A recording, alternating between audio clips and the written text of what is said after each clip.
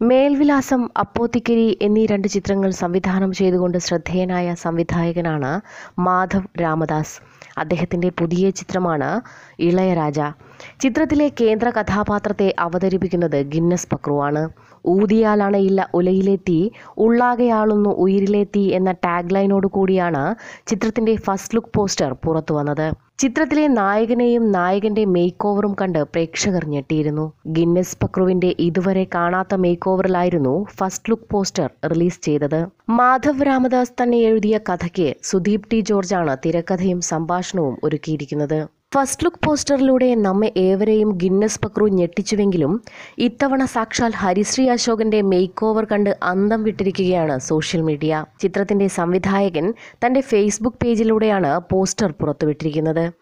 ഗണപതി എന്നാണ് ഹരിശ്രീ അശോകൻ അവതരിപ്പിക്കുന്ന കഥാപാത്രത്തിന്റെ പേര്. ഗിന്നസ് പക്രുവിനു പുറമെ ശ്രദ്ധേയമായൊരു വേഷം ചെയ്യുന്ന ഹരിശ്രീ അശോകന്റെ നല്ലൊരു തിരിച്ചുവരവാകും ചിത്രമെന്നതിൽ സംശയമില്ല. ഒരു കാലത്ത് മലയാളികളെ മുഴുവൻ ചിരിപ്പിച്ച അദ്ദേഹം ആദ്യമായി സംവിധാനം ചെയ്ത ചിത്രമായ ഒരു ഇന്റർനാഷണൽ ലോക്കൽ സ്റ്റോറി ഈയിടെ റിലീസ് ചെയ്തിരുന്നു.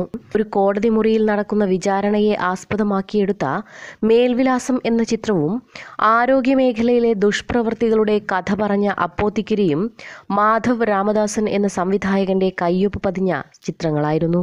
കഴിഞ്ഞ 2 ചിത്രങ്ങളിലും സുരേഷ് ഗോപി ഉണ്ടായിരുന്നെങ്കിലും ഇളയരാജയിൽ അദ്ദേഹത്തിന്റെ മകൻ ഗോകുൽ സുരേഷ് ഒരു പ്രധാന വേഷം കൈകാര്യം ചെയ്യുന്നുണ്ട്.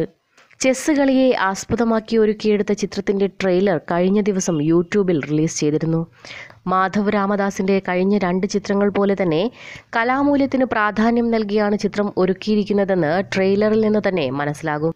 സംഗീതത്തിനും പശ്ചാത്തല സംഗീതത്തിനും വളരെയേറെ ശ്രദ്ധ കൊടുക്കുന്നയാളാണ് മാധവ് രാമദാസ് എന്ന് അദ്ദേഹത്തിന്റെ മുൻ ചിത്രങ്ങളിൽ നിന്ന് നമുക്ക് വ്യക്തമാകും. രതീഷ് വേഗയാണ് ഇളയരാജയുടെ സംഗീതം നിർവഹിച്ചിരിക്കുന്നത്. സജിത് കൃഷ്ണ, ജയരാജ് ടി കൃഷ്ണൻ, ബിനീഷ് ബാബു എന്നിവർ ചേർന്നാണ് ചിത്രം നിർമ്മിച്ചിരിക്കുന്നത്.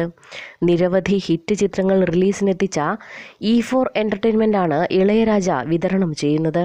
മാർച്ച് 23-ന് ചിത്രം തിയേറ്ററുകളിലെത്തും.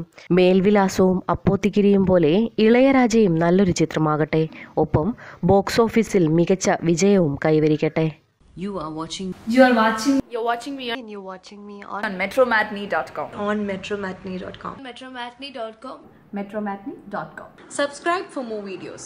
Subscribe for more videos. Subscribe here for more videos. Subscribe now. Thank you.